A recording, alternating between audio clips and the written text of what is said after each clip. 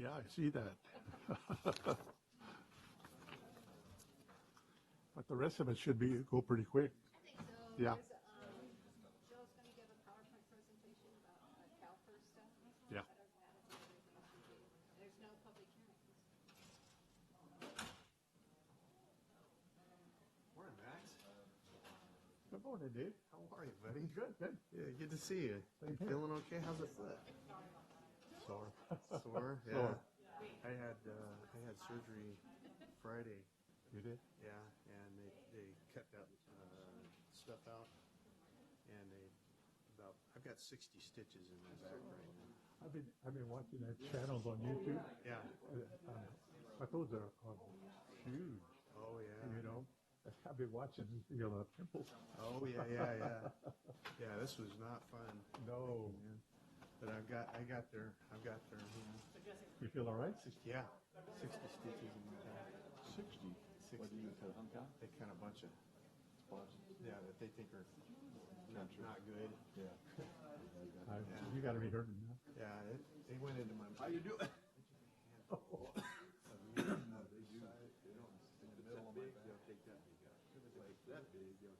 She showed me when she finished cutting. She had a handful. Hey, Tom, you look sharp. Hey, Tom. Where was that? They did that? That was Dr. Story at the University of Hey, you California. look sharp. Hey. That's that tie I got in Chinatown and when we went to the Seaside. I got two ties, that blue one I had a couple weeks ago, now this one. Actually got boosters and stuff. Dragging boosters. That's good. Thank you. You look good too, brother.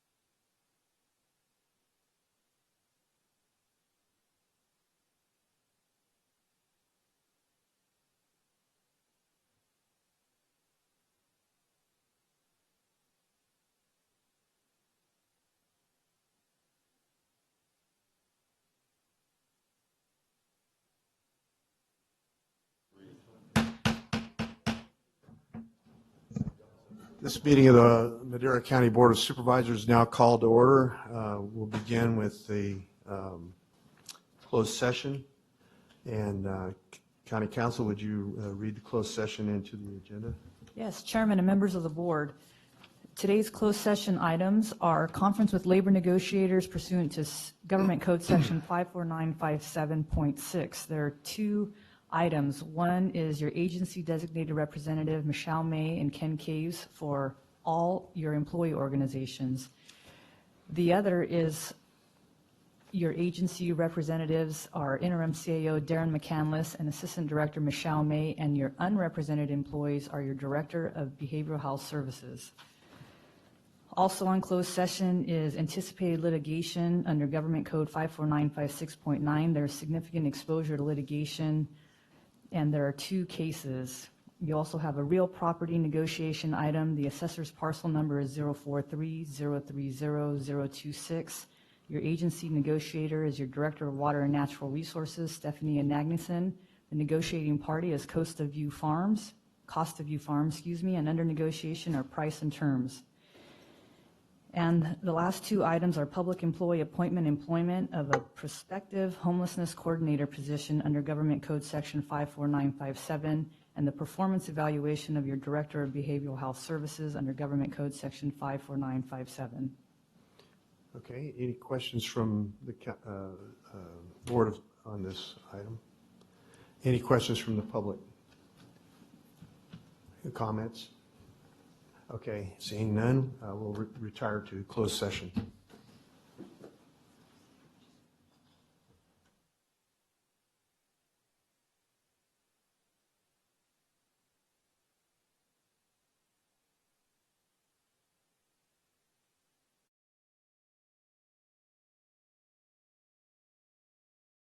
Your housing program is for self-help because I was attempting to recover from accounts that I couldn't retrieve because I lost my wallet in Sacramento. But since then, I entered into a long-standing battle against the Veterans Administration in behalf of Security Pacific Bank, as well as Bank of America and Wells Fargo Bank, a investment portfolio. And since then, we have retrieved quite a bit of certificate of deposits. Now, with all these documents and everything, the circumventing in your departments, and it's difficult for me to bring them all together because they all have been disbanded by order of the court. The court has disbanded them because of failure to appear, a failure to report, and other type of things that either they've been jailed or left at home. I'm asking for the Board of Supervisors to please bear with me and to send my case, which is already verifiable in your records department. I've been in your records department over 1,000 times, to the State Assembly, where they are interested in hearing my case. I have 2 cases or 3 cases at the Capitol in Sacramento coming up pretty soon. One is against Security Pacific Bank, and one is in the district courts, or 2 is in the district courts, and 1 is in the federal courts, and I think I have 1 in the state court level. I've been to the state Supreme Court, and we've been checking my internet files and everything. Sir, your time is up, but I'll give you a few seconds to wind it down and tell us. I'm just asking to verify my reports and please send it to the State Assembly, because it's difficult for me to move into a commercial residential home because orders of the assessor's office from Kings County. I can't really do that with a single family a designation or their faulty records in which they have already.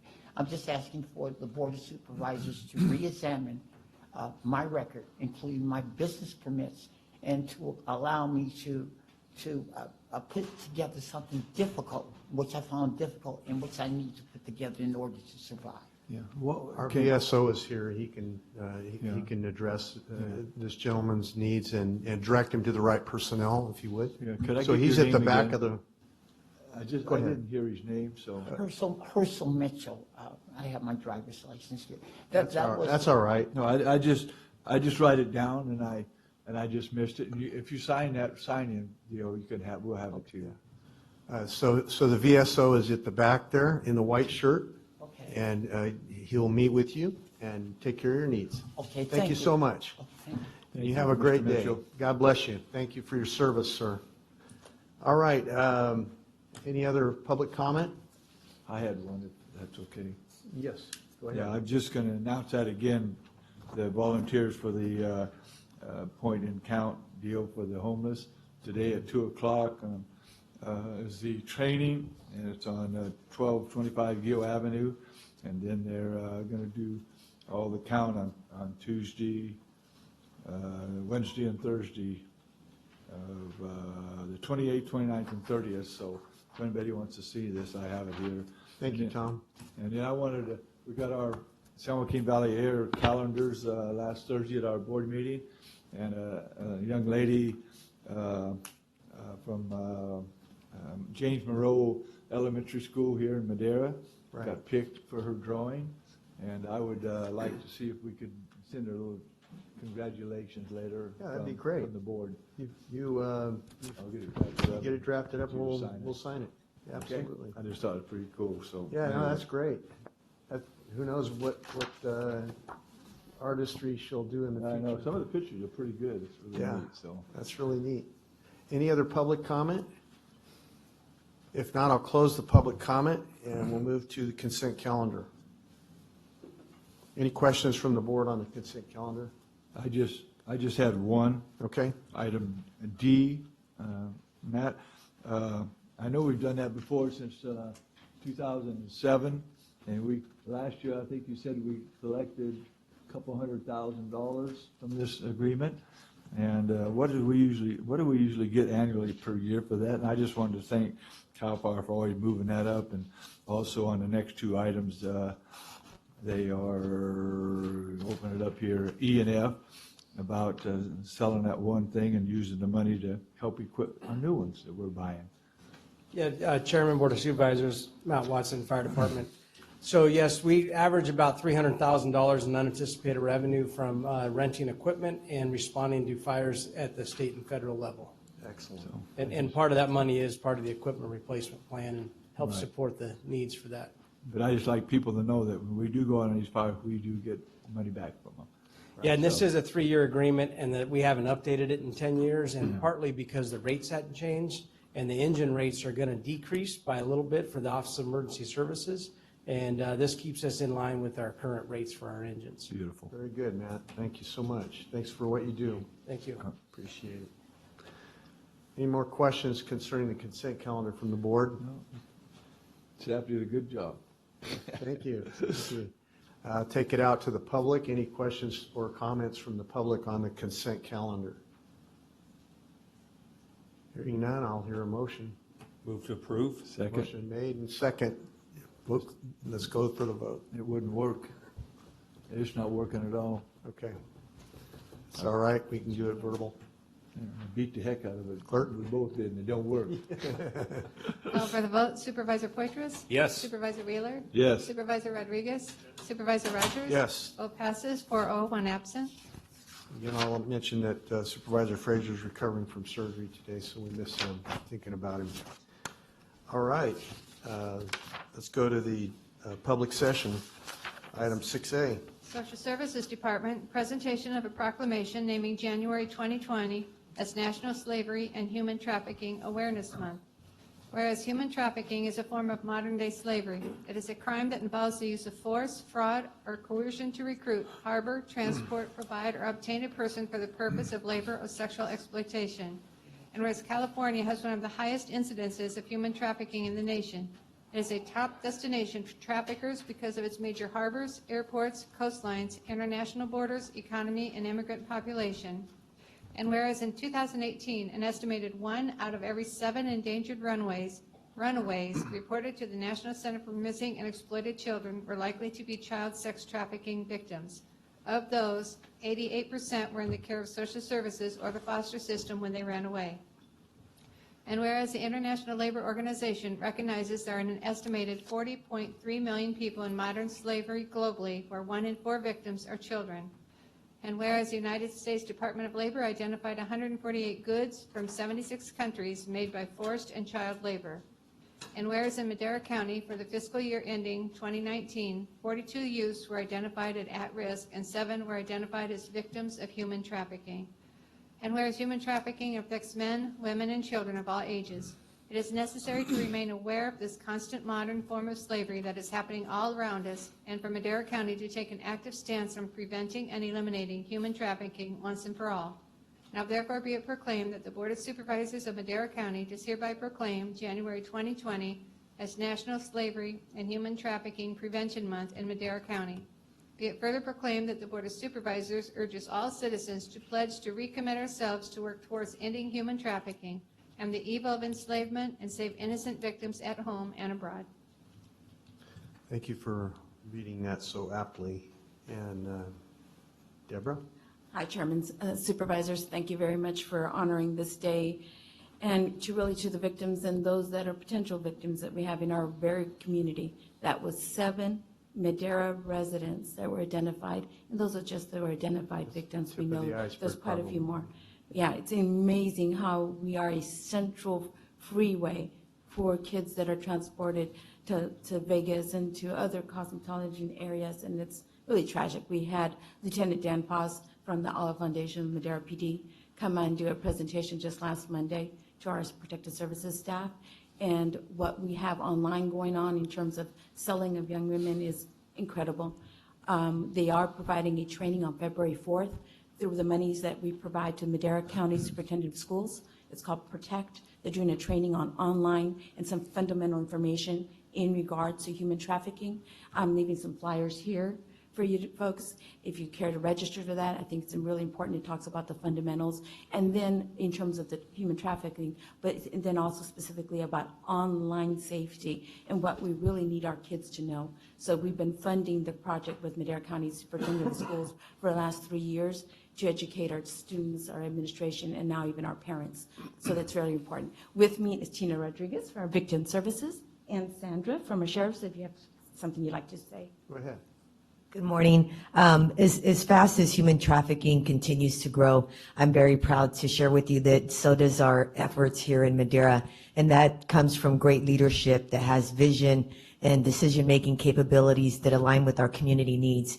Just recently, I attended a ceremony at the Sheriff's Department and I went specifically to greet the detective that's assigned to human trafficking, that's bilingual and will be able to meet the needs that are here specific to Madera. And there's also the shelter that Olive has. It's spearheaded by FOSS with the Madera PD, and Deborah's dedicated dollars to training with the student population that is often the ones targeted for recruitment.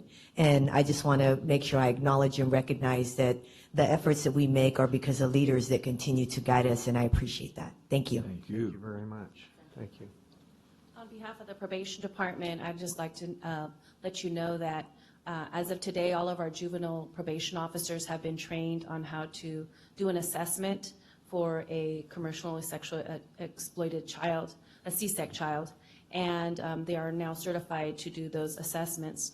In conjunction with that, we are making sure that now we are going to provide some sort of training curriculum for these children that have been identified within our office. So we thank you for all your continued support, and we want to focus this month with our children. So thank you. Absolutely. I thought I might mention too that in addition to what you all do for the county and from the policies of this board, we also are represented by Rural County Representatives of California. It's RCRC. We annually donate from RCRC, which is an extension of this board in Sacramento, $500,000 a year to Operation Protect, which goes into all the schools and educates children concerning this issue. And I'm proud to state that all of the schools in Madera County have been covered at grade levels that are appropriate for that education for the last 3 years that we've been doing that. So it's really, really a great operation, and you're probably familiar with it. Yeah, it's actually the same curriculum. What we're doing with the funding that we receive from the state is actually just an addendum to the RCRC monies that the school's getting as well. So we're partners in that I effort. wasn't aware of that, and I thank you for that codicil. That's great. And I think, he said, call me Lieutenant Dan, because then you'll remember.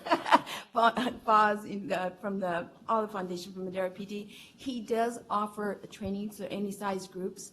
I don't think there was a more impactful training I had in the last 12 months than his presentation, because I thought I understood this issue, but actually seeing local advertising of human beings was really It's shocking. impactful. It's And so shocking. I would suggest anybody who's interested in the subject or is part of a foundation or a church group, Lieutenant Dan does a great job and provides some valuable information. You can probably correct me if I'm wrong on this, but I believe that the thing that I heard was that this is the new drug of choice for gangs and for cartels, and this is what they're doing. Actually, it's very, very profitable, and they don't get caught, and even when they get caught, unfortunately, it's very difficult to prosecute. So yeah, it is actually safer for them and more profitable for them than drugs. So it's crazy. Wow. We want to present you with this proclamation, so let's all go down.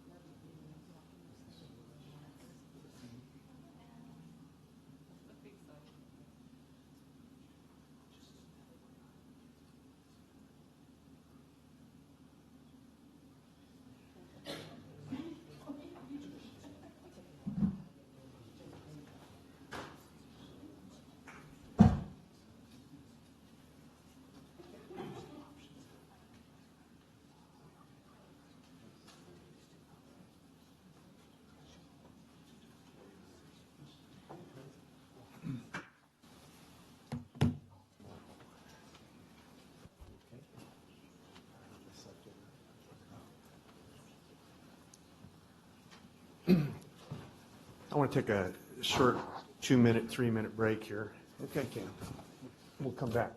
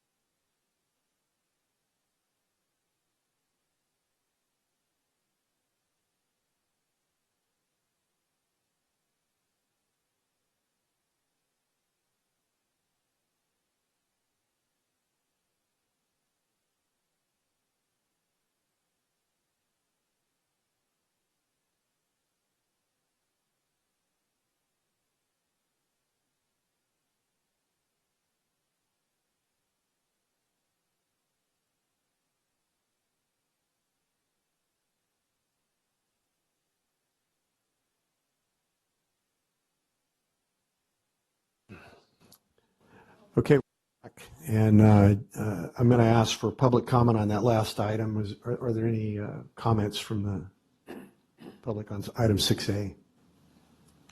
Hearing none, we'll go to item 6B. 6B, County Administration Department, presentation on the projected employer costs of CalPERS and retiree health benefits, and presentation by Public Agency Retirement Services on available options for funding the future cost of retiree health benefits. Good morning, Mr. Chairman, members of the board. Joel Bugay, County Administrative Office. With me at the table is Mitch Barker from PARS.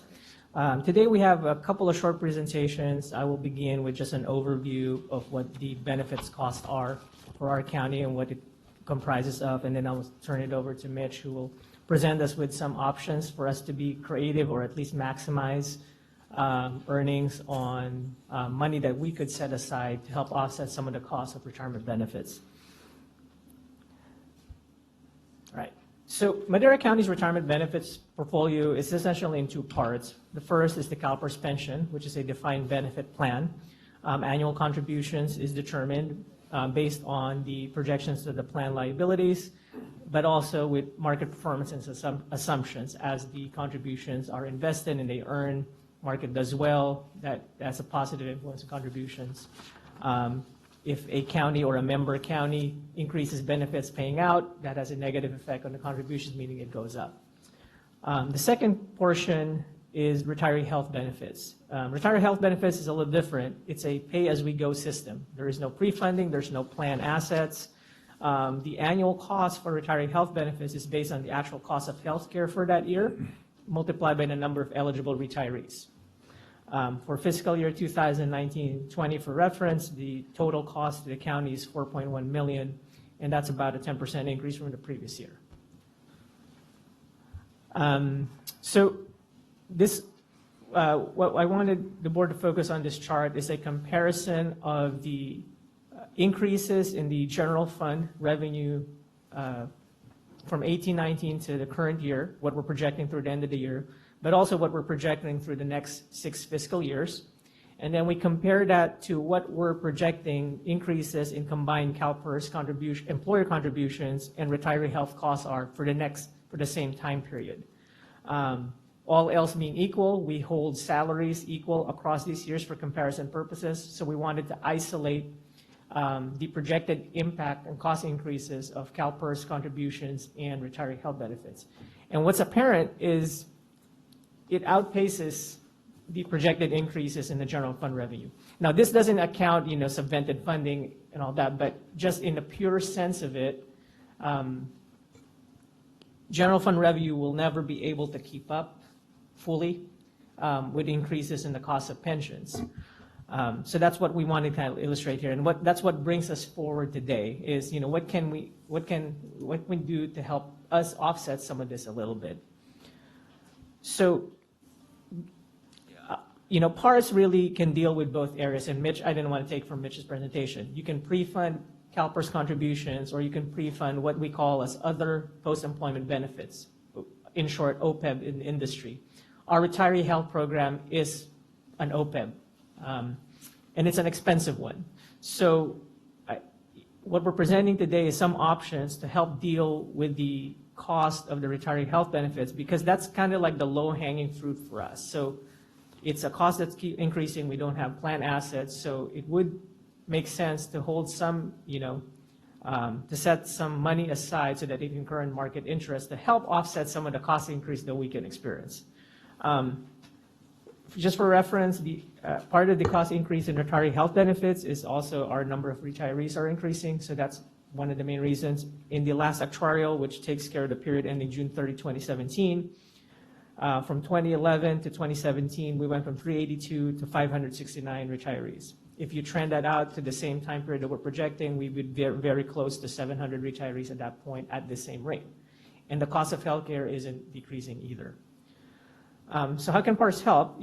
Like I mentioned, it allows us an option to set aside funds that can earn market interest, and it runs the gamut from being conservative to aggressive, much like any other investment. For reference, a moderately conservative 10-year return is currently at 5.96% in PARS. That far outweighs the Treasury return earnings that we get. Now, the difference is Treasury is limited in what they can invest on. PARS is a lot more broader. And if set up correctly, there is really no loss in flexibility. Let's say your board decides to set aside a portion of the reserves into a PARS account to earn interest. If set up correctly, there is no loss in flexibility in your board's ability to direct the use of reserve funds to offset emergency issues. That's consistent with our reserve policy. So this is really what we're looking for today, and and then I'll turn it over to Mitch. Is really at the end of it all is some direction for your board to return with some options to whether to go forward and take the next steps to set up a PARS OPEB account. But we'll get back to that. We'll switch to the PARS presentation so Mitch can explain what they have to offer. Okay. Thank you, Joel. Mr. Chair, members of the board, it's a pleasure to be here. My name is Mitch Barker. I'm the Executive Vice President of PARS. Also with me is our Senior County Consultant, Mike Graves. Mike is a former supervisor for San Benito County and also past president of CSAC. Familiar with Mike. I should have Right. should have said hello earlier. Thank you. Thank you. He keeps us on the straight and narrow as it relates to, as he likes to call it, county land. Yeah. So we're very appreciative of having Mike on our team. I look back at my notes because I'm the dinosaur in our company. I still have file folders and I staple business cards inside of them. And my first meeting with the county was 2007, Vernon Moss. So we go back 12 years and we've been building a relationship ever since. And hopefully y'all will move forward at some point in time when you deem it appropriate.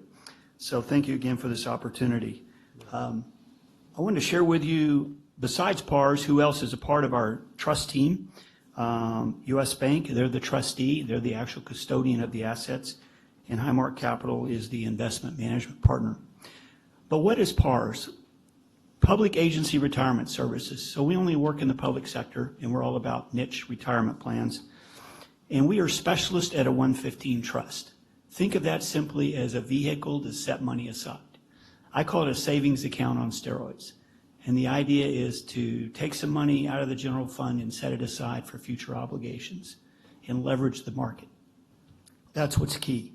As you see in red there, 28 counties have adopted our trust. So we're almost at the halfway mark. A few of those 28 are Calaveras, Kern, Kings, Merced, San Benito, and Tulare, just to name a few. I think this makes awfully good sense. So let's dive in a little deeper and see what we're talking about. This is an IRS-approved trust. We don't market anything that's not IRS-approved. And the key is what? The key is that the interest earnings on the assets in the trust be tax exempt. Well, you're a tax exempt agency, so why do we need that? Well, the money is outside the treasury of the county. It's in a trust.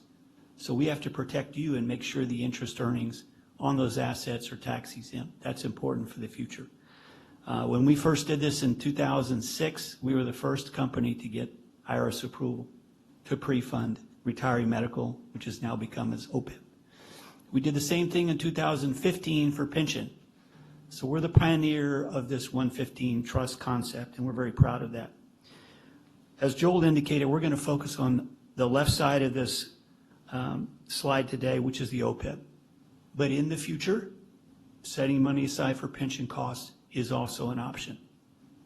But we got to stay focused because we can only do one thing at a time well. So if you look at the left slide, we have OPEB, also known as retiree medical benefits. And the idea is to put assets in this trust, earn a greater rate of return than leaving them in the general fund, which leverages the market. But when needed, what are the two options to use the money? Reimburse you for retiree medical costs. That can be done at any time. Or it can pay the provider of your retiree medical benefits directly. So those are the two ways the money can be used. In the past, there was this term called irrevocable trust. It scared a lot of people. It's like, if I put the money in, I can never get it out. What does it all mean? The bottom line is you may take the money out for these two purposes. GASB is clear that money in that OPEB bucket can only be used for OPEB, for retiree medical. One of the keys on the right there is no setup cost. We try to remove barrier to entry on this thing, which is when the time is right, adopt this trust, get your account set up, and when future money shows up on a one-time basis, or you develop a funding policy, you will be ready to go.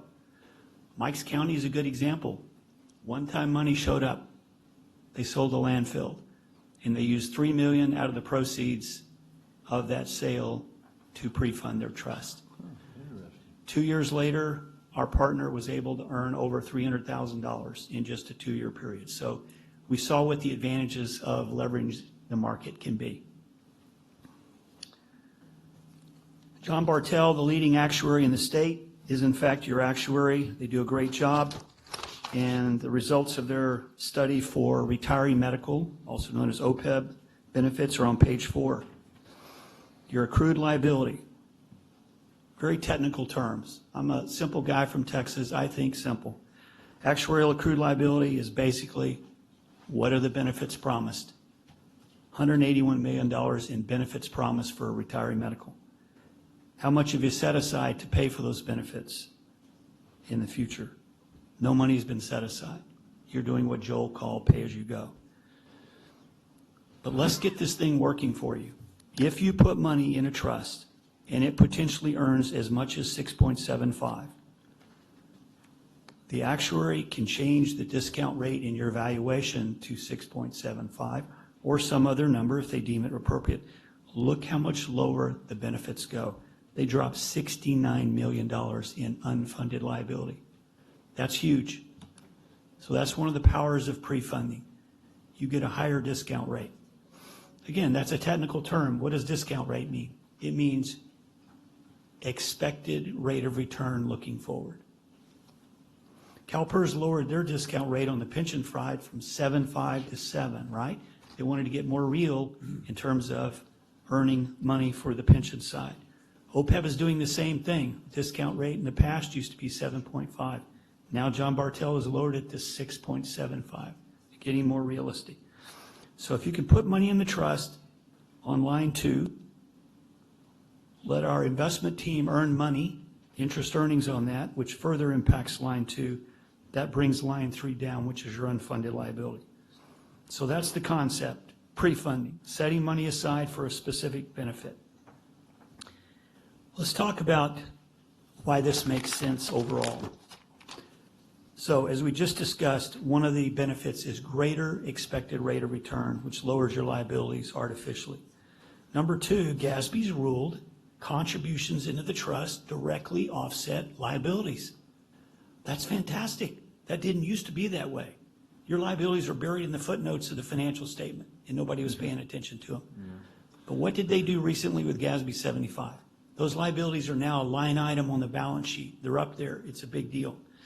So if you can put money into a trust that offsets those liabilities on your balance sheet, then your financial states will look even better.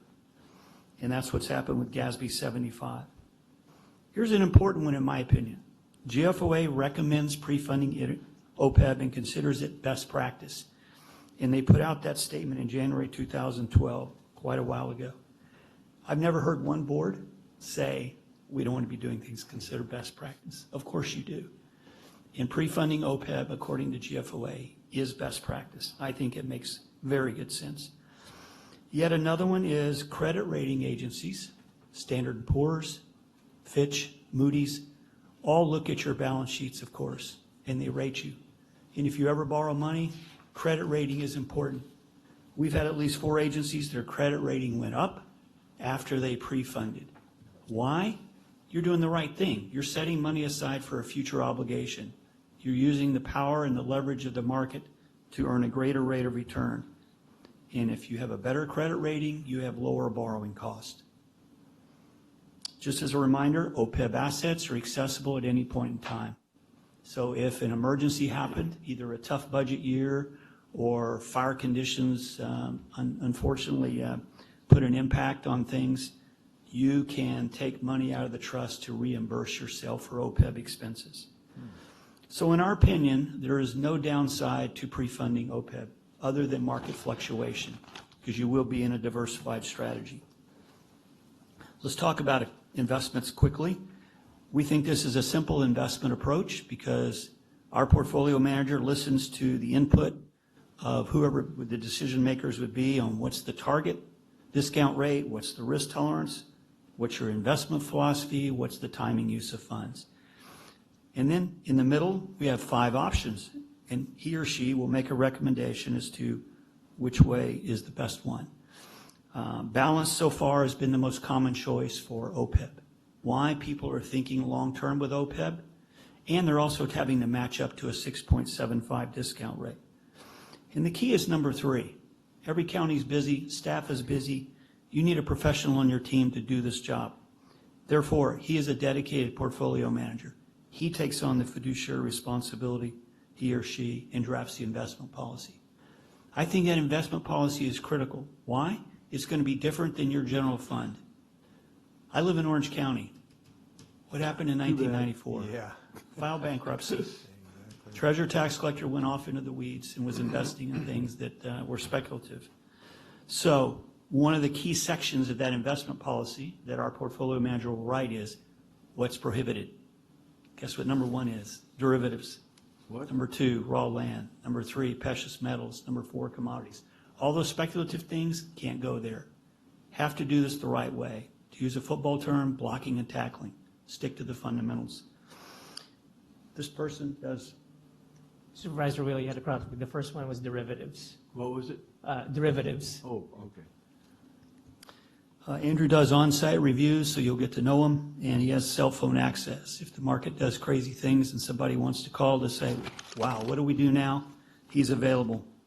He forms personal relationships, especially with rural counties. So let's look at how we did on page 7. These are our 5 strategies. These are through September 30. December 31st returns are just starting to come out, so they really weren't complete yet, so we stuck with September 30 returns. So over 1 year, you see how the returns are. I would look at probably the 10-year run rate because that's a better indication, in my opinion, of longer rate. That So also encompasses the recent recession, Yes, previous recession. yes, sir. We're close to it. Yep. For instance, moderately conservative, just use that as an example. Over 10 years, that strategy has earned 5.96. So that will be ahead of what your general fund or your treasury has earned. And that's the idea. You choose the risk tolerance level. Andrew makes recommendations, but ultimately the county chooses that risk tolerance level. And it can be changed at any time. I wanted to share with you our fees. Again, there is no setup fee. We want to make this as easy as possible to get started. Once you do put assets in the trust, the trust administration fee starts out at 0.25%, also known as 25 basis points. And the investment fee below is 0.35%, also known as 35 basis points. So collectively, between the two of us, is 0.60%.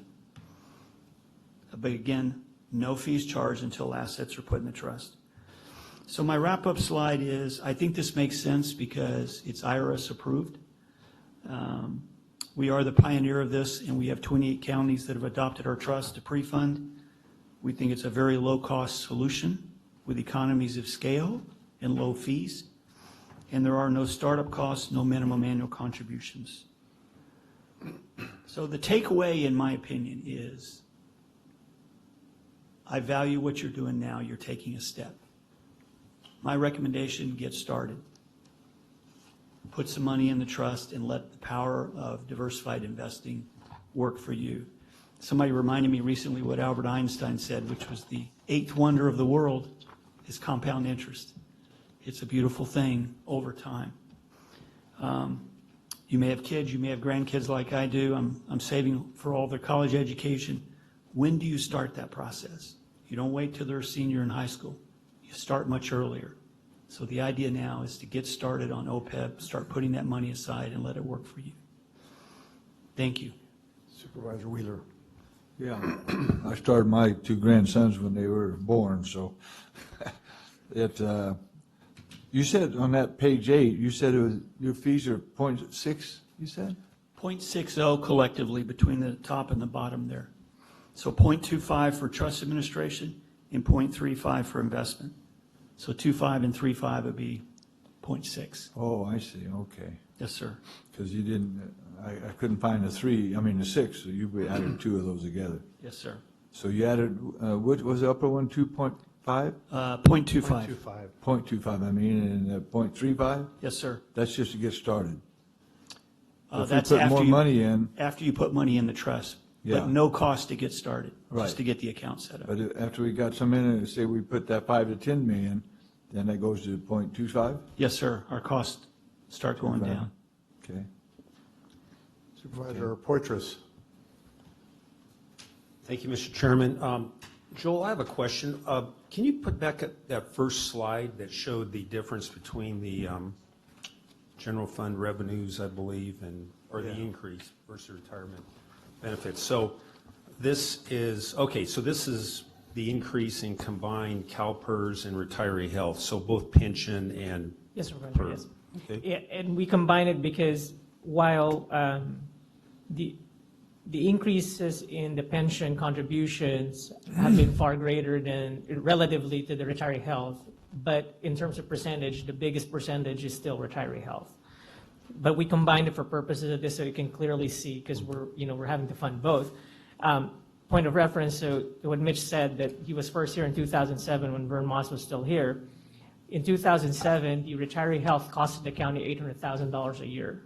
We are now at 4.2 and growing at 400,000 a year each year. Yeah, So so if the question was, why are we recommending or presenting as if it's OPEB, we really believe that's where we can be most impactful, because that's where we've experienced the biggest increase relative. The amount, relatively is smaller than what's the increase in the CalPERS pension contributions are, but percentage-wise, it's the one that's increased the most. Right. Well, I think that's important that you show, I'm glad you did show both of them together, because after we started the presentation, I'm saying, okay, is that, just the PERB or whatever? So it's the combined. So so that's really important that both be addressed. Now, in terms of the recommendation, I know that guess it's Highmark would make the recommendation in terms of what it would be based on our portfolio policy or investment policy. If we have an investment policy, then you use that to Guide us. Okay, and then when you make your recommendation, then you sit down with our Joel or Darren, whoever, and is there anybody else in the county that would weigh in on that? I guess that's more of a policy question for Joel. So I think today the presentation is more informational. So what we're really seeking is, if this is of interest to your board, is to direct staff to come back with the appropriate actions. It's going to take several discussions. The first step being is we need a board resolution to actually set up the account. That is a no-cost setup, but it paves the way for the next step, which would be options for your board to consider on pre-funding the OPEB liability. So I think that can happen in 2 steps. If your board directs staff to come back with the necessary actions and recommendations on what a OPEB pre-funding plan might look for Madera County, we will work with PARS to come up with some options in future board meetings. And I think today was just to give you guys, a flavor of what they do and why, and to narrow the focus, because when we look at PARS, they're doing both pension, and a lot of counties and cities are doing that. But is to show that in our county, the first step really for us financially should be OPEB, because we have one of the highest costing OPEB plans in the valley, if not the highest. Yeah. Thank you. Okay, any more questions? Supervisor Wheeler. Yeah, is there any other companies that do this? CalPERS is in the business as well. Well, CalPERS, yeah. Do you mean they offer a plan like this? They do offer a trust. What do they charge for fees? Theirs is 10 basis points. 10? 10.10%. Oh, okay. So they're quite a bit less expensive. If you factor in the performance, which we think that's important, Real and you important. come up with net performance, Yeah. we're outperforming them significantly over 1, 3, 5, and 10 years. They have a different structure of their investment policy. It's Right. kind of run by a board, and it's Yeah. not very effective, I don't believe. Although this year it's been $400 billion, and with the codicil that if you didn't do well in this economy, you're not going to do well in any economy. Well, they're struggling. You may have seen the news, they Yeah. fired 14 equity managers, Yeah. 14 out of the 17, so they're in a state of flux. So if we decide we want to do this, we don't have to go out to bid or nothing, we can just appoint somebody, hire somebody like this? I don't believe so, but that is something we can check. I think today is just informational. If you direct, Right, yeah. if you direct staff to come back with necessary actions to establish an OPEB pre-funding plan, we will check on that question. I don't believe it has to go to bid. Okay. I'd like to move forward with it. I think we've got to do something like this. We've been talking about for years how we're going to do this unfunded balance we have for retirement and health. I'd like to have you go ahead and move forward, and I think we all ought to give a thumbs up and then bring us back a presentation that we can vote on and see what we're going to do and talk maybe the auditor too and see what kind of dollars we can come up with, that we can invest in this and look at some of these more properties. A few years ago, John Reed gave each one of us a packet with all those properties we own. Maybe it's a good time to look at that, sell that, Right. and invest it so that, land is always going up. It's a good investment. But if we need it to pay some of these debts and we wait till recession, well, then the land ain't worth nothing Yeah, compared to you're right. what we invested in. Yeah, that's So- kind of been our policy anyway, we've been moving forward with eliminating surplus properties. Well, we have, but we haven't done much lately, so I Right. think maybe it We need to might be a. continue that. Yeah, Need to keep Maria busy. right. Okay, do we need a motion on this to direct staff or not? County council, we can do either way. Either way, Chairman, they're open for direction, and they also understand that you might make a motion with that direction to make sure it's specific. I move That's that, clear, yeah. yeah, this thing still ain't working to vote. Yeah. I move that we move forward with this and bring us back a presentation. Motion made and second. Let's vote. Call for the vote. Supervisor Wheeler? Yes. Supervisor Rodriguez? Supervisor Poitras? Yes. Supervisor Rogers? Yes. Vote passes 4-0, one absent. Kind of like what we've done with our solar. You're reaching out for future expected benefits to pay for problems. Exactly. Thank you. Thank you very much. Thank you, Mr. Supervisor. Thanks, Mike. Looking forward to seeing you soon. Yeah. Thank you. Okay, I'm going to take an item out of order here real quick. 6E. 6D? 6E, so we can get Oh, the E? sheriff Oh, okay. taken care of and Valley Children's. 6E, Sheriff Coroner's Office Agreement with Valley Children's Hospital. Discussion and consideration of entering into an agreement with Valley Children's Hospital in the amount not to exceed $950,000 per year to fund one sheriff's sergeant and 4 deputy sheriffs to provide law enforcement services on campus and authorize the chairman to sign. 2, discussion and consideration of approval to add 1 sheriff's sergeant and 4 deputy sheriffs to the sheriff's services and direct HR to amend the position allocation. 3 and 4 are budget adjustments for transferring appropriations. One in the amount of $127,005, and the other one is receipt of unanticipated revenue in $659,054. Hold the bus for a second. I failed to go out to ask for the public comment on the last item, so I'm going to do that right now. Is there any public comment on the last item? Okay, hearing So none. they all think it's a great idea. Yeah. Sheriff, thank you. Thank you, Mr. Chairman. Thank you for changing the agenda around for us. You're welcome. We have an item before you this morning. The discussions on this actually began years ago and became somewhat more productive here and just in the past few months. Basically, I think you would agree that the Valley Children's Hospital, Valley Children's Healthcare Organization is one of the definitely largest employers and an area that's almost like a city unto itself. So kind of along those lines, myself, Under Sheriff Pogue, William, who represents the council for Valley Children's Hospital, and Todd Sinterpack have had some discussions, not necessarily all together, but between the four of us, we've gone through this. And what the hospital is interested in is entering into an MOU with the Sheriff's Office to provide sworn deputies who work almost specifically on campus. Their primary assignment would be on campus at Valley Children's Healthcare, and they would also be paid for significantly, if not in full, by Valley Children's Healthcare as provided in the board letter and in the MOU. So because of how we would like to staff this, we're going to staff this with a sergeant first if the board approves it. And as you know, the county only promotes on the first of the month. We appreciate you getting it on this agenda for consideration, because if this goes into effect, we would begin February 1st. And the first person we would assign out at the hospital would be a sergeant, not necessarily the one that would be promoted, but we would then have an opening if your board approves the 4 items that are before you.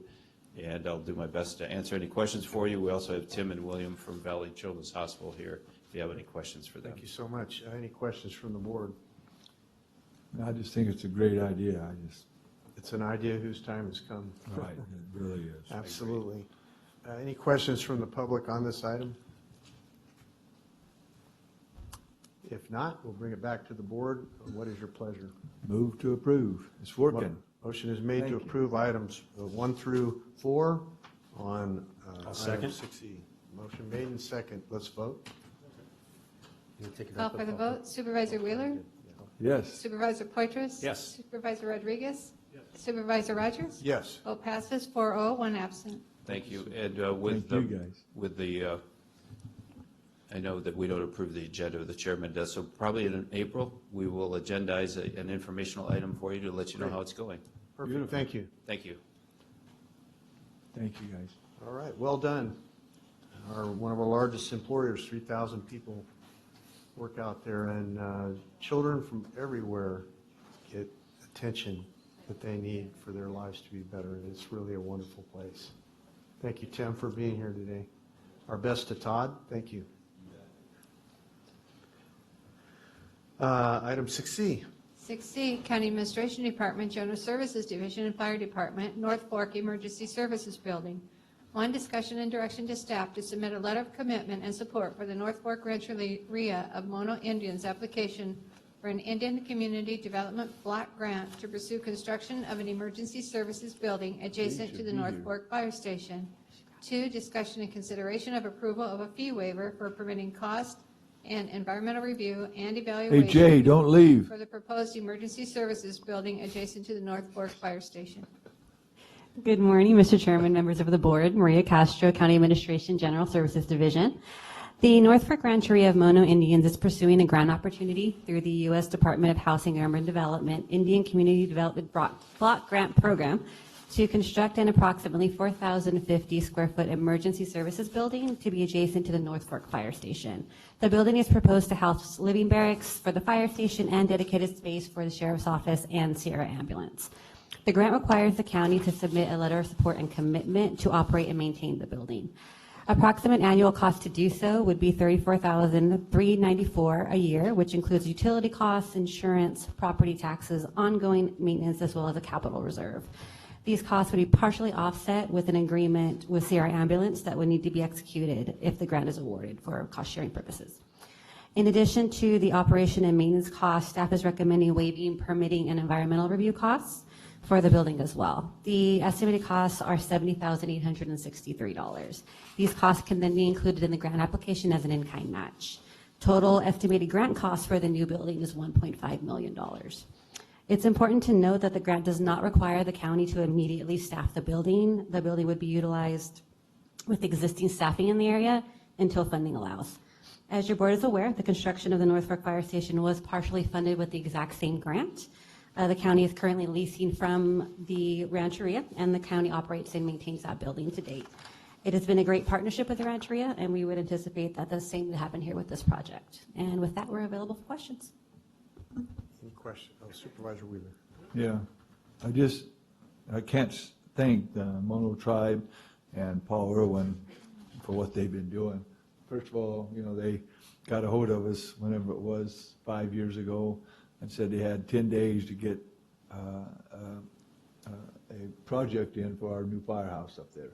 And because they had about almost $500,000 to help us build it. And so we put together the team and went up there in like 3 days, about, I don't know, it was about 10 of us probably, put it together, put that grant in, they got it, and we built our firehouse. We paid about almost $500,000 ourselves. We got the firehouse. We had to cut back because we didn't have the money to put in living quarters and all that.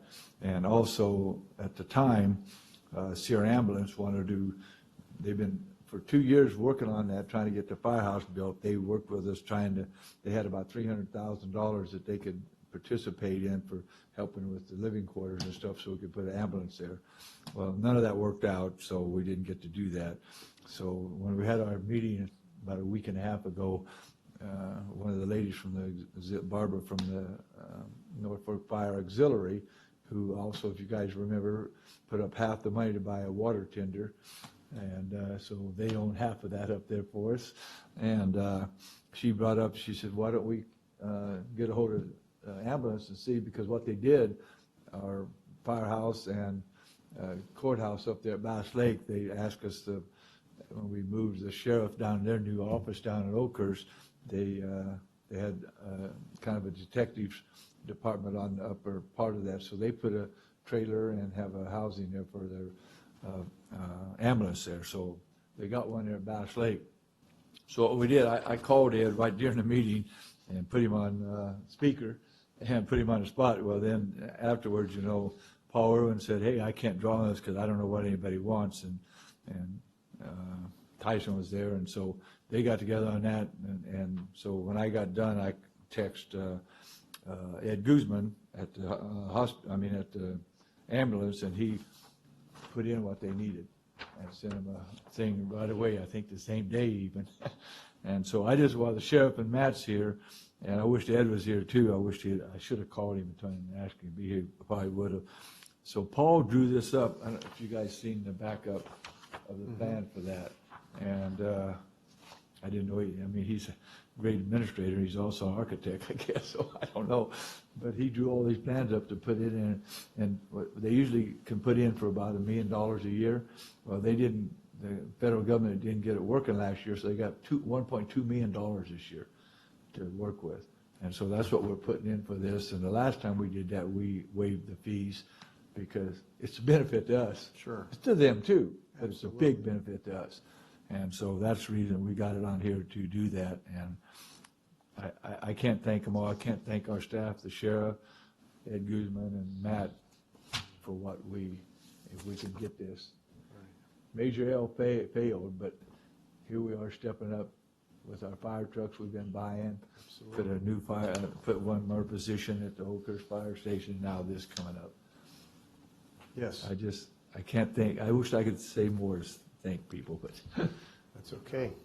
Yes, Supervisor Rodriguez? Oh, anybody else? We'll take this out to the public. Any questions or comments from the public? Hearing none, bring it back to the staff, back to the board, what's your pleasure? Well, with gratitude, I would really want to vote yes for this, so I make a motion to approve item 1 and 2 and waive those fees. I'll second. Motion made and second. Let's vote. Call for the vote. Supervisor Wheeler? Yes. Supervisor Poitras? Yes. Supervisor Rodriguez? Yes. Supervisor Rogers? Yes. Vote passes 4-0, 1 absent. Are you guys okay with his drawings? Did you guys happen to see them and everything? Matt, are you okay with them too? That's pretty nice. I was going to do that. Yeah, I think the initial drawings, it's very preliminary and it works for us. I mean, the law enforcement, EMS, and fire, we all respond to the same type of calls, but we all function very differently. So it's great that they identified 3 separate working locations and living quarters for the ambulance and fires. It does work for the fire department, and it also goes along with our space needs analysis we did for the other upcoming fire stations. Tom, I haven't seen the drawing, but Paul's been really easy to work with, and our ask there was pretty simple in terms of any kind of architectural or planning. Yeah. And I'll take a look at it when I get back to the office, and I think that from Tyson speaking with him, and I spoke with him well back, somewhere closer to October, I think it'll meet our needs well. You want this? Yeah, I'll take it if you're done with it. Yeah. You want to? So I can print it out again. Another step forward for Madera County. Let's go to item 6D. 6D, County Administration Department Supplemental Pay, County Administration. Discussion and consideration to adopt a resolution providing Deputy County Administration Officer Joel Begay with supplemental pay for supplemental duties for county administration. 2, discussion and consideration to adopt a resolution providing Risk Management Analyst Jason Blanks with supplemental pay for performance of supplemental duties for county administration. And 3, discussion and consideration to adopt a resolution providing Executive Assistant to County Administration Officer Yvette Gomez with supplemental pay for performance of supplemental duties for the Department of Administration. Good morning, Mr. Chairman, Board. Darren McCandless, Interim County Administrative Officer. With the recent departure of the CAO and the appointment of an interim CAO, the County Administrative Office is currently short-staffed, which has made it necessary to reassign a significant amount of work to some other staff members. This is work that was formerly done at the Deputy CAO level. This item seeks your approval to provide some supplemental pay for those employees tasked with this additional work. Most notably, the county risk management and insurance function has been temporarily reassigned to Jason Blanks, who is the risk management analyst / county safety officer, and to Yvette Gomez, who is currently the executive assistant to the CAO. Jason Blanks would be in charge of the day-to-day operation of the county risk management insurance programs in terms of the general liability program, the workers' compensation program, property, claims administration for all of the general liability claims, coordination with the third-party administrator for the workers' compensation claims, in addition to his already existing duties as the county safety officer. Yvette Gomez would be in charge of the budgetary and administrative functions attached to those programs. It'd be procurement of the actuarial studies, development of the insurance budget, general liability budget, workers' compensation budget, allocation of department premiums, and ensuring that the renewals for all county insurance programs are completed within the next 6 months. Further, because of the fact that some of the duties that I was previously doing at the deputy CAO level are non-delegable, the purchasing agent functions, as well as coordination with county council as to our contracted legal services. Joel Begay has stepped in to oversee some of the work that was done by the prior CAO in terms of oversight of general services, oversight of grant services, central garage. So in terms of the level of supplemental pay recommended, it seems that this would be within a range that we typically see for these types of temporary assignments, and given the nature and quantity of the work, it seems appropriate. So with that, I'm available for any questions. Supervisor Poitras. Thank you, Mr. Chairman. And thank you, Darren, for the presentation. I'd like to, I guess my discussion today, or my comments, are going to be focused on creating a basis for policy in regards to supplemental pay. First of all, this has nothing to do with non-exempt people because they are already covered through overtime pay. So that's not an issue there. Second of all, they're not going to be focused on somebody who is maybe taken on a role, an official role in terms of a title for a non-specified period of time to head up a certain division or something in addition to their own duties. Not talking about that, but I'm looking at exempt employees in this particular situation, and I'm looking at it from a private and public industry type of an approach. For instance, in this position, we're looking at these duties being divvied up probably temporarily, because I would imagine that in some, in the next 6 months or so, hopefully we'll decide who's going to be the new CAO. But in the interim, I know from the private industry standpoint, people, if you're exempt and you're in a position like this, you just suck it up and you do the work. It's just expected, being a exempt professional, to just do it. And a lot of times people are happy to do it because it's going to give them more job experience and prepare them better for a job at their current employer, or perhaps a future employer. Prepares them, it gives them something to put on their resume. Hey, I did this in the interim, and whatever. So it gives them a chance to step up and shine. I'm not so sure in the public sector the public sector, in terms of this is what other counties do or not. I know City of Madera doesn't do this. I'm not sure about other counties, but I'd like to look into that. But I also look at it in terms of other divisions within the county. I'm thinking about it could be social services, public health, the sheriff's department, the auditor, assessor, et cetera, where you have a key person, whether it's somebody down the organizational line or perhaps the chief of that division that leave. And, are we affording them that type of thing? So I look at this as a slippery slope, and for that reason, I really don't feel comfortable moving forward in this particular area until we do develop a policy that's something that is county-wide, that people can understand, and that's something that is objective versus subjective. For instance, is 10% enough? Should it be, you're recommending 10%, maybe it's 25% increase. Maybe they're taking on 25% of a role. So again, I think it goes down to the exempt professional in that particular, they're taking on something temporarily, and it should be looked at, I believe, as far as more of a career type of a building opportunity, rather than, they're doing some extra hours, here's some extra pay, to compensate for that. Certainly they'd be compensated. And lastly, these three people are outstanding people. It has nothing to do with them. They're excellent professionals in what they do, and so this is not any type of slap in their face. I mean, it doesn't matter what three people would be there, I'd be bringing this up. So thank you. And I understand.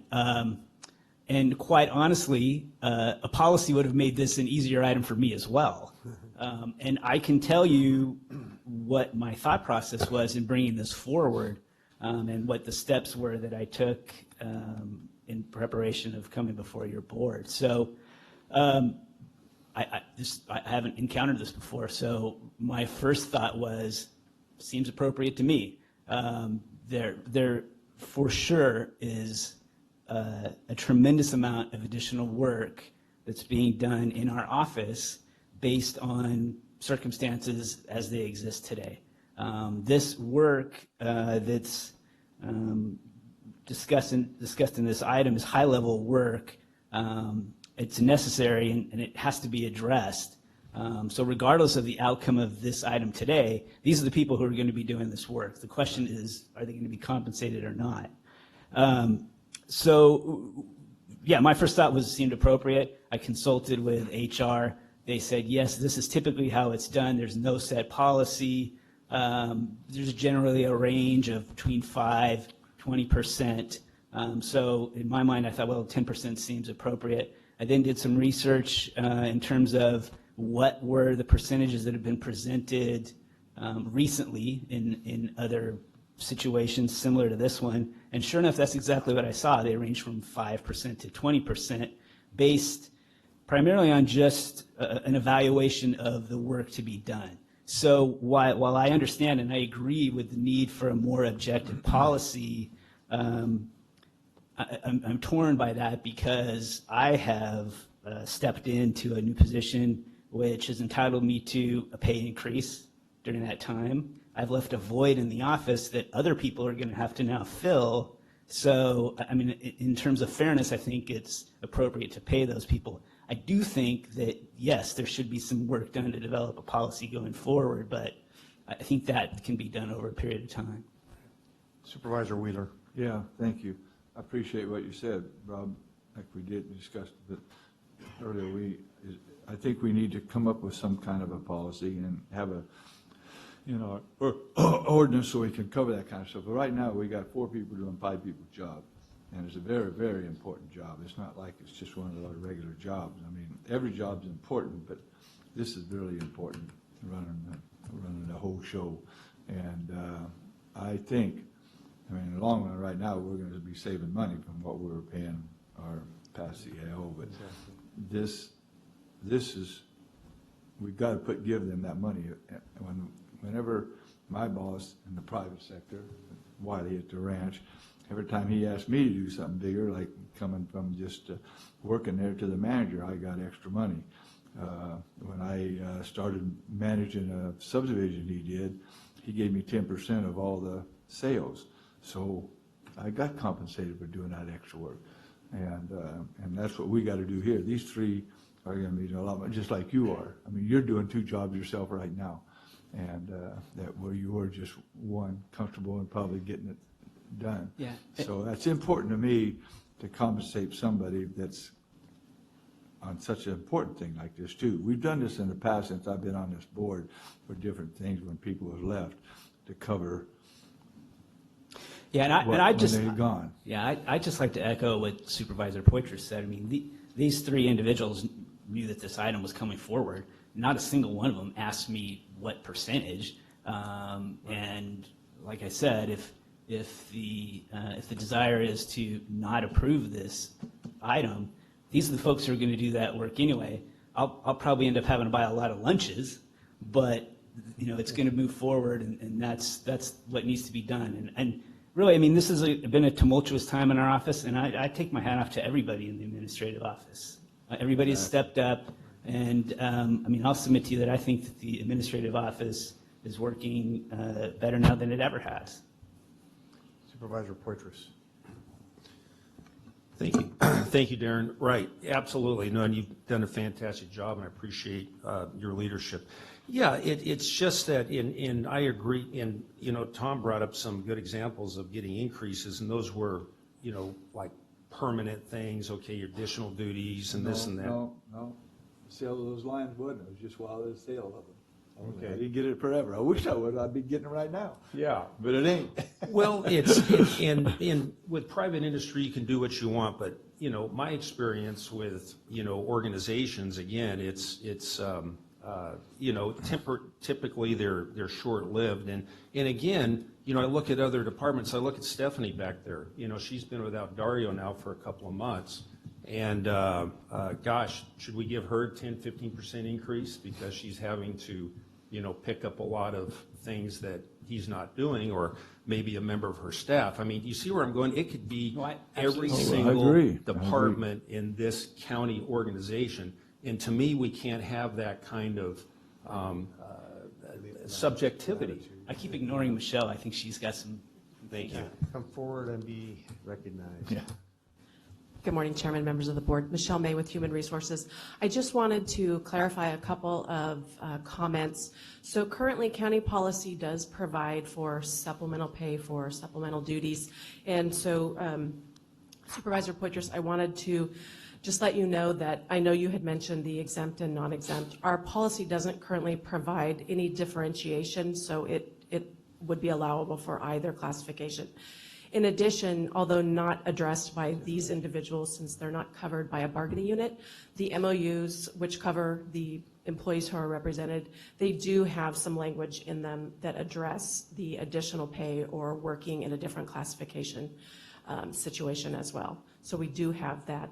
And of course, I completely agree that a policy would be a great idea, and of course, Human Resources would be willing to assist or spearhead whatever your board's desire on that front. I'm just going to make a quick comment myself on this.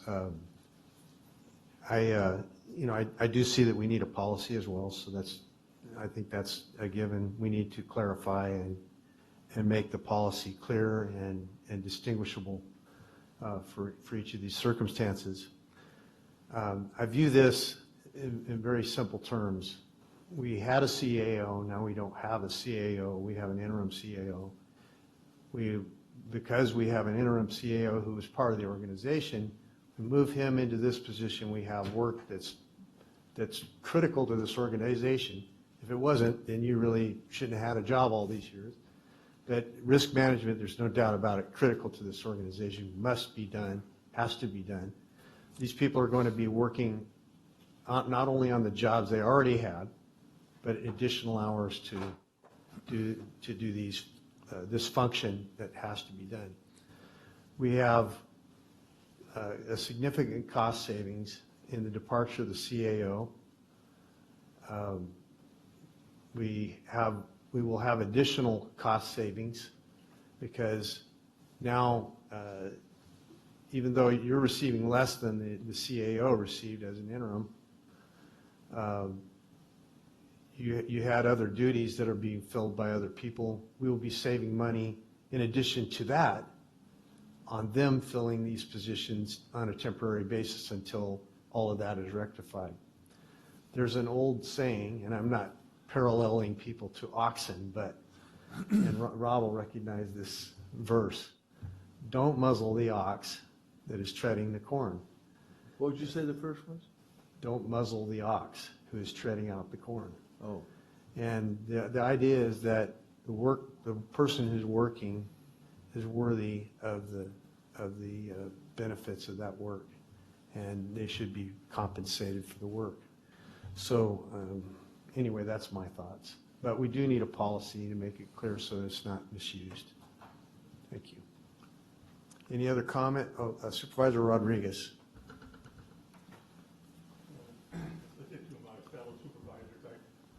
Support Supervisor Bush's position. I think he's correct. This is an emergency. And I think I see this as he described it differently, but it's sort of a job that they can learn more in the process in doing it. So I don't think they should be entitled to a job, an increase in pay, because this is only a temporary thing. And it's only going to be a matter of maybe a month or two before we go back to the regular status. So I don't support this increase in pay. Okay, I think it's going to be longer than a month or two. And I think whatever it is, it's not going to be it's going to be less than 6 months. Possibly, but I think that this would be a real departure from how we've handled these things in the past. Yeah. Okay. I have to agree with that. We have set a precedent of when this organization has operated with fewer people, and we've passed that work around to individuals, and as that's happened, we've compensated them always with the savings. Yeah. It's always with savings in mind. We have the money to do this, and people are working the hours. I think it's important that we don't continue to pile on people.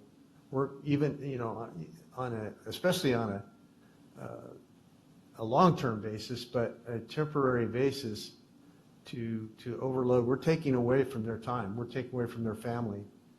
We're taking away from their free time and the things they like to do. They're willing to take on these responsibilities. I believe we owe it to them to compensate them for it. And it would be a departure from what we normally do. This isn't done freely. It's happened to a handful of people that I know of, always in mid to upper management. Am I correct on that? I believe so. I mean, there was one last week. Yeah. We approved extra Right. compensation for somebody to step up and Right. do Yep. extra work in the library. Right. And I know the reasoning behind it, and I agree with the reasoning behind it. And I think caution is the watchword. I think we've got to be caution. Supervisor Poitras. I believe the person you're referring to, didn't she get the title of interim librarian? I don't know if she did or not. I don't think it was a working out of class situation. I think she was given additional pay for additional duties.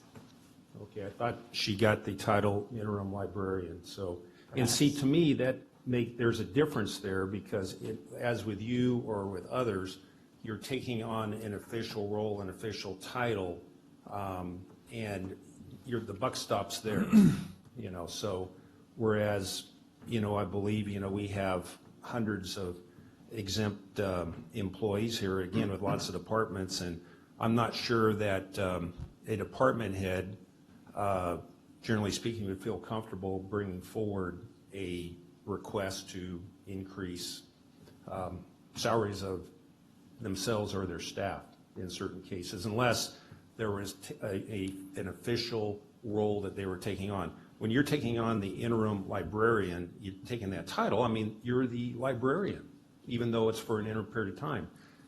You're the CAO, as far as I'm concerned. You have the interim there, but that's, it's the CAO. Right, but but that's a big job. in the instance, I'm sorry. I was going to say one more thing, well, go ahead, Supervisor Wither. Yeah, then we can call them, all three of them, interim, assistant CAOs, just like you were. You were assistant. Well, that's what I was going to CAO. say. I mean, And we did the same thing with the dog catcher, so it's not like, if that's what we're going to do, when I make a motion, I'll put everyone on assistant. Well, I'm certainly not suggesting that should be the case. But, this is a very significant amount of work. Yeah, The risk management and insurance function in this county is probably $18 million worth of budgets. It's hundreds of claims, it's exposure for the county. There's just a significant amount of work there.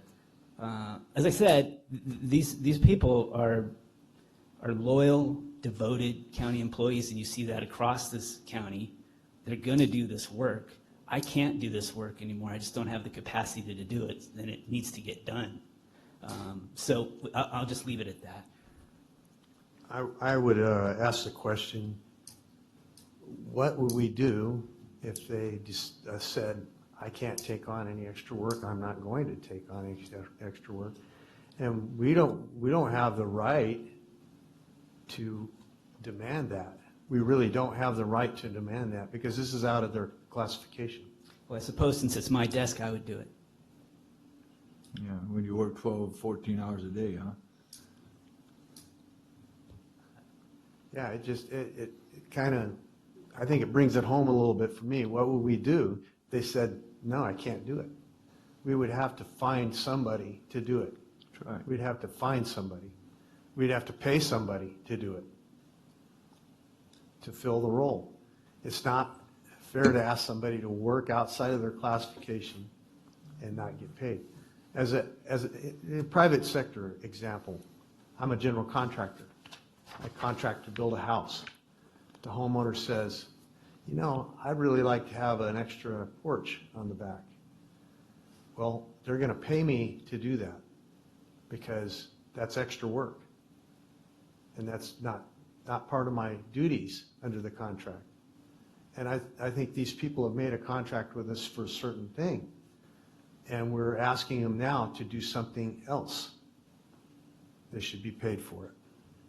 That's my feeling. Anyway, I think we're probably going to end up with a divide on this, but let's take it out to the public. The public have any comment on this item?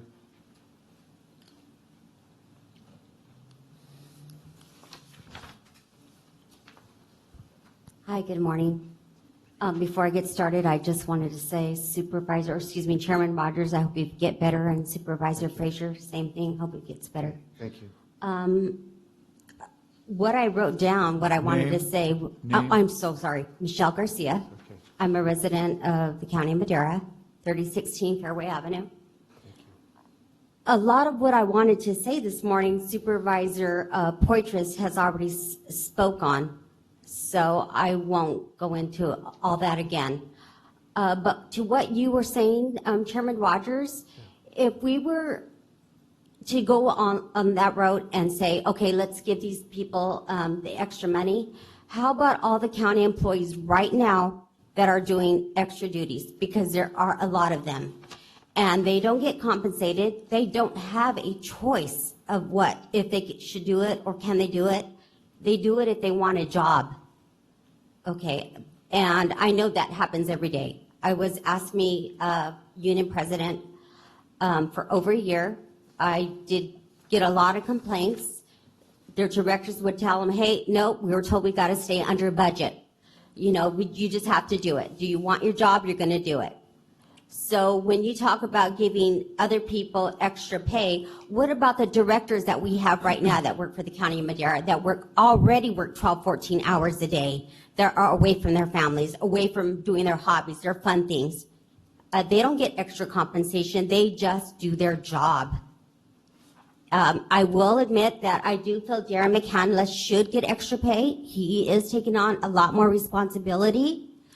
But for the other deputy director, Joel, I would put him in the same position as I would the other directors. They all take on extra duties. When you guys call them on the weekends, evenings, or extra tasks that you want done, they just do it. It gets done. So I don't agree with extra supplemental pay. Stop giving away our money. You know, you guys are really easy to give out all this extra pay. But who ends up, you know, paying for that? It's us, the residents, our taxpayer money. And one more thought, I lost my thought there. I think I'll stop while I'm ahead. Okay. Thank you. Thank you, gentlemen. Thank you for your comments. Any more public to address this board? If not, I close the public portion of the comments. I just wanted to make one additional comment, if I could, Supervisor Rogers, Yeah. in response to your question as to what if these people just decided they didn't want to do that work, and I can assure you that's not going to happen. Right. Well, I knew that, but I posed it hypothetically because I don't believe there are people working outside of their class in the county, working outside of their classification that are not compensated for that work. Because we usually get told when it happens. People may be working with a greater load in their classifications. That is always true. And within their classification, that's acceptable. But when you ask somebody to do somebody else's job, that's outside of their job completely. I think it's a different ballgame. That was my point, is that when we're asking someone to fill another role, then even on a temporary basis, it should be compensated.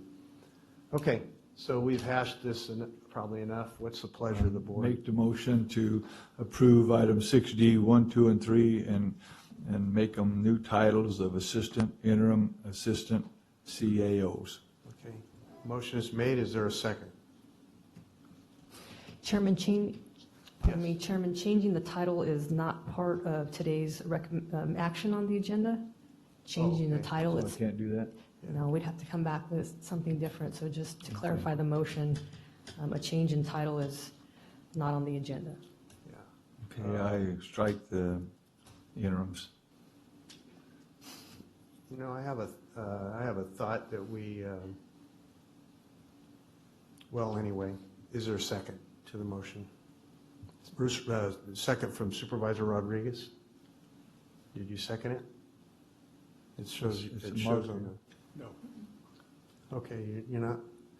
Okay, then the motion dies for lack of a second. Okay, I'll make another motion to bring it back at our next board meeting. Yes, motion is made. Is there a second to that? I don't think a motion has to be made on that. Can't you, as the chairman, decide to bring it back? I mean, is that a? I guess I could You rule can. that. Just Yeah. put it on the agenda. Yeah, I will do that. We'll bring it back next meeting. And, okay, thank you.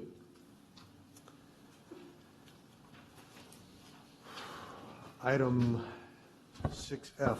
6F, Board of Directors, Groundwater Sustainability Agency for the Madera, Chowchilla, and Delta Mendota Subbasins, Water and Natural Resources Department. Discussion and consideration of approval of members and alternates for advisory committee for county GSAs and 2 ad hocs. Good morning, Mr. Chairman, members of the board. Stephanie Agneson, Director of Water and Natural Resources. I have for you this morning some recommendations for members of your advisory committee for the Madera, Chowchilla, and Delta Mendota subbasins. As you recall from discussions in the fall, we had changes in structure. We now have permanent ag seats, non-permanent ag seats, seats for residential and disadvantaged communities, as well as livestock seats and at-large seats. So I've brought some recommendations. I do want to pull the ad hoc portion of this, and we will come back to you. I want to make sure that we're clear on whether or not we're noticing the meeting or not. We may actually want a committee that's made up of residents that's separate, but would be noticed and follow the Brown Act rather than use the ad hoc structure, which, as you know, is less formal and not necessarily noticed. Right. So you have recommendations in front of you as well as alternates. We have 8 of 22 members and alternates have served on the advisory committee last year, and 15 of 22 live within Madera County, which was a recommendation from your board. I think that's a good thing. Any questions from the board on this item? Now I'm going to take it out to the public. Any questions from the public or comments from the public? Hearing none, bring it back to the board. What's your pleasure? I move to approve pulling the ad hoc portion to when she brings it back. Motion made. Second. Seconded. Let's vote. Call for the vote. Supervisor Wheeler? Yes. Supervisor Rogers, or Yes. Supervisor Rodriguez? Yes. Supervisor Poitras? Yes. Supervisor Rogers? Yes. Vote passes 4-0, 1 absent. Any pending legislation? I'm hearing none. Supervisors and staff reports. Supervisor Rodriguez, we wish you the best in your recovery at your foot and your situation. Hope you're doing well. And you too. Thank you, sir. Yeah. Thank you. I'd like to report that I attended RCRC. We have a new president, Darren McDaniel from County Merced. And a lot of things happening at RCRC, all positive, really good organization. Proud to be part of it. Supervisor Poitras? Thank you, Mr. Chairman. Thank you, Mr. Chairman. Yeah, I received a message in regards to the reappointment of Paul Van Conenberg, who is a member of the California Transportation Commission. He needs to be reappointed to the commission. He's from Stanislaus County. He's been a huge friend of Madera County. He was helping to spearhead the effort to get funding or to get funding back on the widening of Highway 99, and he's the only guy from the valley on the CTC. So his message is, my term on the CTC expires on February 1st. Your support of my reappointment very helpful. I'm asking organizations throughout the state and who know me to send letters to Governor Newsom, Secretary, urging my swift reappointment. I've attached a sample letter, so I'd like to get a thumbs up. Thumbs to up. be able to send Thumbs this. up? Good deal. Okay, very good. We'll do Thank that. you. I'll sign it. No worries. Very good. Okay, thank Important. you. Supervisor Wheeler? Yeah, it's a busy week last week. Thursday, I started out at the Air Board meeting and left there a little early to go to the Oakhurst Chamber installation lunch. And gave them certificates that we all signed. And then Friday evening, they had the Course Code Chamber installation, and I attended that and gave them certificates. And then Saturday was really a great day. Jay Barney, our good food taster sheriff, the annual Madera County 4-H food fair at the Minarets High School. And those kids every year get better and better and better. I mean, there's like probably 15 to 20 different categories, from main dishes to desserts and everything in between. Yeah. And they got special categories like dairy, almonds, got some of the other ones. So it was a great day, and those kids are just, some of them are just so smart. I can't believe some of those displays and the food that they made for us. We got to sample all the food, so. Wow, that's nice. It's a great day. Sweet. CAO? Nothing to report. No report, Chairman. City- No report, Chairman. Okay, thank you. With that, this meeting is adjourned. On this here, does that mean?